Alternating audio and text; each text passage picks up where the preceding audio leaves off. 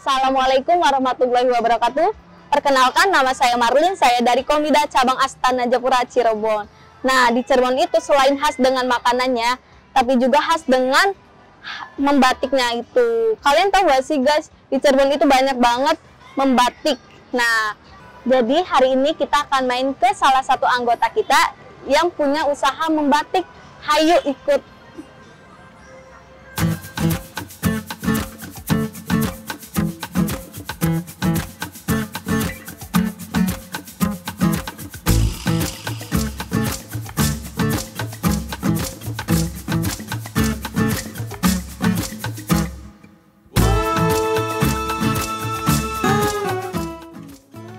Sekarang kita sudah ada di Ibu Asi. Nah, di sebelah saya ini namanya Ibu Asi. Dia pengusaha kerajinan batik loh guys. Ayo aku mau nanya nih, Ibu Asi kan ya? Iya, betul. Nah, Ibu sejak kapan sih pengusaha kerajinan batik? Saya mulai usaha tuh dari 2010 Mbak. Sampai sekarang. Berarti udah lumayan lama ya, 10 tahun ya? Nah, Ibu kenapa sih pilihnya batik? Nggak yang lain kan banyak tuh. Yang lain kenapa harus batik? Sebenarnya usaha saya tuh bukan di batik aja ya Mbak. Saya kan bergeraknya di bidang souvenir khas Cirebon. Cuman saya lebih memperluas dengan mengadakan dengan memproduksi batik di Cirebon gitu Mbak. Kan selama ini kan orang image-nya kalau mau beli batik harus ke Trusmi. Nah, saya tuh mau menghilangkan image itu Mbak. Makanya saya dan suami mendirikan usaha batik di sekitar wilayah Cirebon. Iya betul. Jadi ngapain harus jauh-jauh? Di sini juga ada ya. Betul sekali. Oh, tadi Ibu bilang nggak batik aja. Ya betul. Ada apa aja itu Bu? Ya kita kan ada souvenir khas Cirebon. Intinya souvenir khas Cirebon ya Mbak, dari kaos, blangkon gitu, gantungan kunci. Pokoknya yang mengenai kerajinan khas Cirebon lah, maksudnya yang buat souvenirnya kita ada gitu. Nah Bu, saya mau tahu nih, mulai dari harga berapa itu Bu batik? Dari harga berapa sampai harga berapa itu? Untuk batik atau untuk souvenir ya Mbak? Untuk batik. Kalau untuk batik kita kan ada dua ini ya Mbak, ada batik printing, ada batik cap sama batik tulis. Kalau untuk batik print sekitar harga 75 sampai 100.000. Kalau untuk batik capnya 100 sampai 150. Untuk batik tulisnya 350 sampai 2 juta ke atas Mbak kita produksi. Jadi lumayan ya Bu, karena ini hasil tangan sendiri. Ibu sama suami? Saya dan suami dan dibantu sama pegawai. Ada beberapa. Jadi Ibu tuh berarti ada 3 macam batik ya Bu ya? Ada batik tulis, terus cap dan printing. Kalau printing tuh sebenarnya bukan batik Mbak, cuma batik sablon, cuma motifnya mengikuti batik tulis, batik cap gitu. Nah, dari kesulitannya nih Bu, dari 3 itu mana sih yang lebih sulit? Ya pastinya batik tulis ya Mbak. Kalau batik tulis kan handmade banget gitu, jadi buatan tangan banget. Jadi kalau misalnya batik tulis itu prosesnya berapa lama Bu? Dari batik tulis tergantung tingkat kerumitan. Tergantung. Ya kalau misalnya terlalu rumit bisa 1 bulan sampai 1 bulan lebih. Kalau yang merumit banget gitu, kalau misalnya yang gambarnya standar cuma seminggu sampai 2 minggu lah kita selesai gitu. Paling kalau misalnya batik cat itu sehari ya Bu ya? Kalau cat, iya mungkin ngecapnya sehari ya 2 hari lah sama pewarnaan gitu. Kalau batik cap kan kita menggunakan alat cap ya, maksudnya dibantu pakai alat cap, makanya kan agak cepat gitu pengerjaannya. Iya, berarti tapi Ibu lebih dominan ke batik ya? Iya. Jadi tapi di selain batik itu ada kerajinan. Ada kerajinan lain gitu. Ibu mau tahu nih, kira-kira Ibu karyawannya ada berapa gitu? Saya untuk membantu saya punya karyawan 2 orang Mbak. Lumayan ya Bu. Nah Ibu, ini kan di belakang saya ada batik nih Bu. Nah betul. Saya mau tahu kalau yang ini jenisnya apa ya Bu? Batik apa? Ini namanya untuk motif, namanya motif kangkungan Mbak. Kita pakai kainnya jenis kain yang nomor 2, namanya bendera untuk kainnya. Untuk harga jualnya sekitar 800 sampai 1 juta untuk motif ini. Tergantung per meter Ibu. Kalau untuk batik tulis udah kita meterin, jadi panjangnya 2,5 ini Mbak. Oh ya. gitu, jadi udah satu baju untuk pembuatan satu baju panjangnya 2,5 meter. Kalau yang bawah ini apa Bu namanya? Kalau yang untuk yang di bawah ini namanya motifnya motif Banjar Balong. Ini biasanya lebih ke motif keratonan. Keraton, gitu. jadi Ya, dipakai sama orang-orang keraton ya. ya. Kebanyakan orang-orang keraton yang pakai motif ini gitu. Kalau misalnya acara adat gitu. Ya, biasanya. Dan batik saya juga sebenarnya lebih ke arah keratonan, Mbak. Jadi tidak umum seperti yang lain. Yang kita buat tuh lebih ke arah keratonan gitu. Jadi batik-batik keraton. Dan kita juga memproduksi batik-batik lama. Maksudnya batik lama yang sudah langka kita diproduksi lagi. Oh gitu. iya. Seperti ini contohnya. Ini kan batik-batik udah langka ini. Ini apa namanya Bu? Ini namanya naga utah. Naga utah. Kayak gitu. Ini di pasarannya hampir sudah nggak ada Mbak. Karena ini kan batik kuno, batik langka. Kita reproduksi gitu. Lagi jadi iya. Ya setahu saya cuma tahu batik Megamendung aja. Sebetulnya untuk motif batik khas Cirebon tuh banyak banget gitu. ya Bu.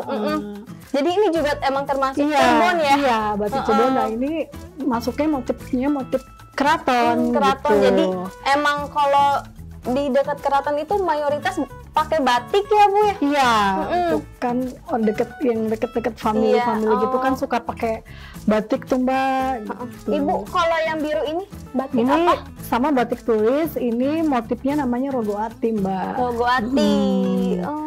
Yang di bawah juga sama batik tulis, ini motifnya iwak mungup. Jadi iwak mungup. Kalau batik Cirebon gitu ya, jadi susah. Jadi ya harus sesuai sama ininya. Kalau emang ya iwak mungup ya iwak mungup gitu. Jadi ya bahasanya gitulah. Jadi udah dari sana ya, udah dari situnya. Kita juga sulit ya untuk ngejelasinnya. Cuma emang ada motifnya, emang ada namanya semua. Mungkin dari gitu. Setiap motif tuh ada isinya ya, Bu, ada maknanya. Ada filosofinya, Mbak. Emang batik seperti itu.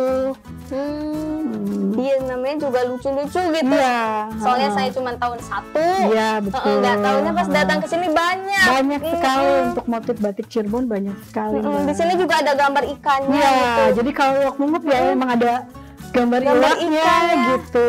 Sama di sini ada ciri khas Megamendung ya. Iya, jadi kalau motif khas Cirebon untuk keratonan tuh nggak jauh dari Megamendung sama kayak begini. Ini kan namanya kayak wadasan. Jadi nggak semuanya Megamendung, Mbak. Ada wadasan juga seperti kayak gini tuh. Ini kan wadasan tuh di bawah ini nih.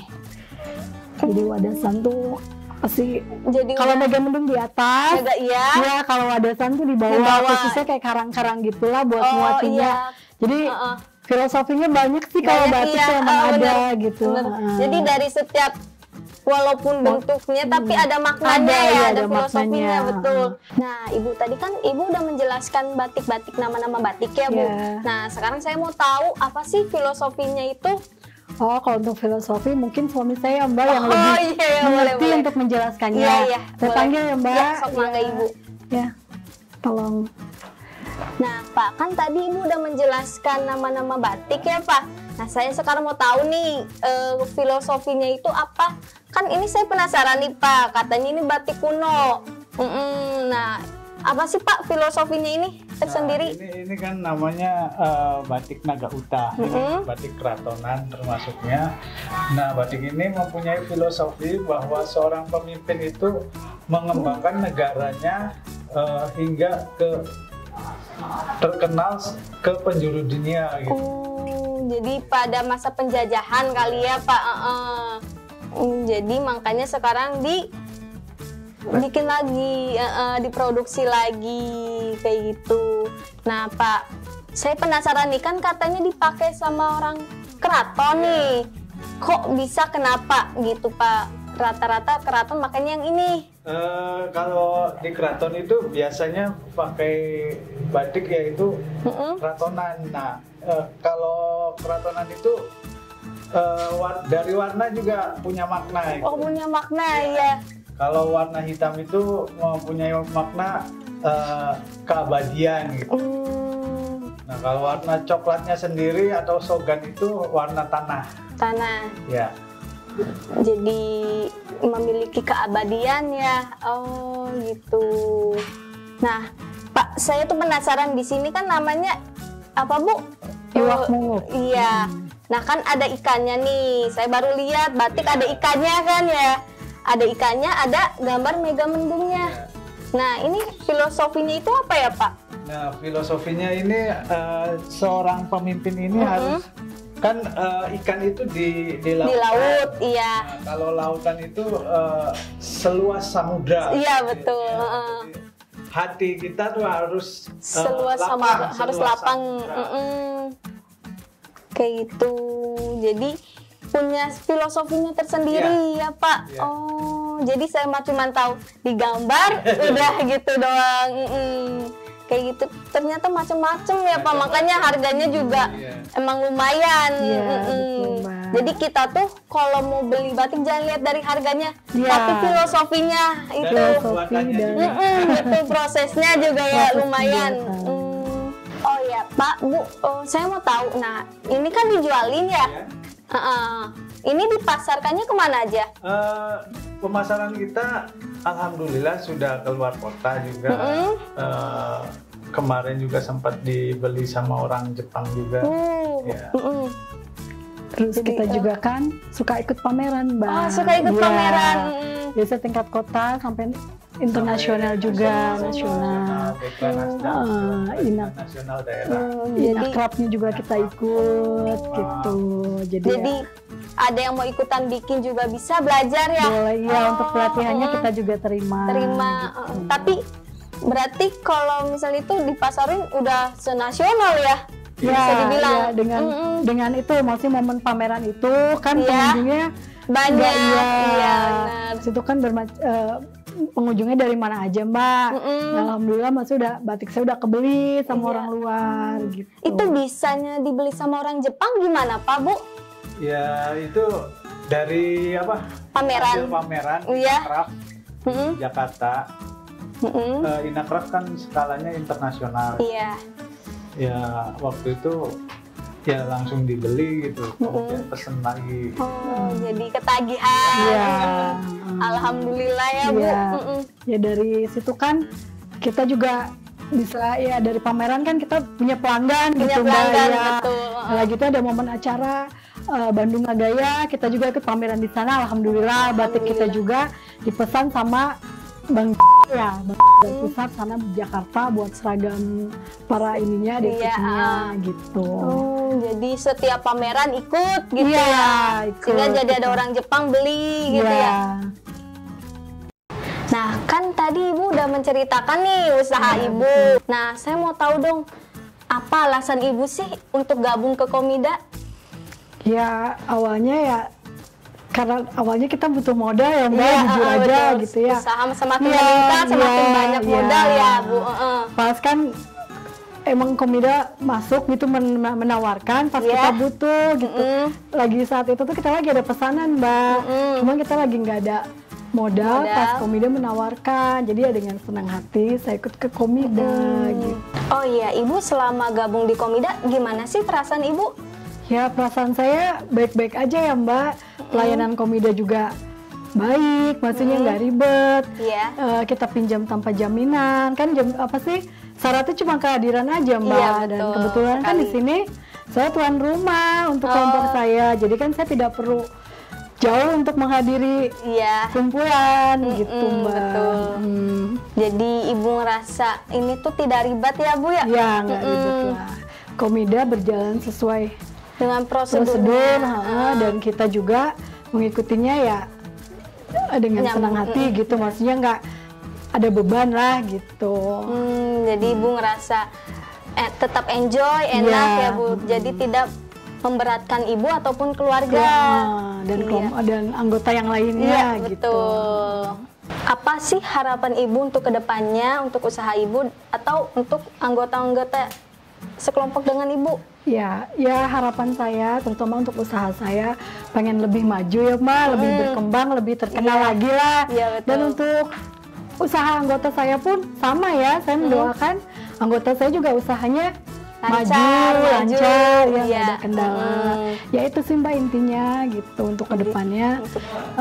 Saya pengen semua usaha saya dan kelompok saya lebih maju lagi ya. gitu. Jadi kebantu dengan Komida, dengan adanya Komida, usaha ibu dan teman-teman ibu maju ya. Iya, terbantu. Bu, terakhir ya nih ya. Dari tadi kan saya banyak nanya nih, ini terakhir nih ya Bu ya. Nah, apa sih harapan ibu terhadap Komida? Harapan saya ya Komida tetap bisa membantu usaha ibu-ibu. Di saat ibu-ibu butuh ya Komida ada dan apa sih yang memperlancar buat kelancaran usaha ibu-ibu gitu. Doa saya ya Komida tetap sukses kantornya biar bisa terus membantu kita itu Mbak. Nah, tadi kan kita udah banyak ngobrol panjang lebar dengan Ibu Asih. Nah, semoga ini semua bisa menginspirasi kita semua. Sekian dari saya, sampai jumpa di Komida Talk. Saya akhiri, wassalamualaikum warahmatullahi wabarakatuh.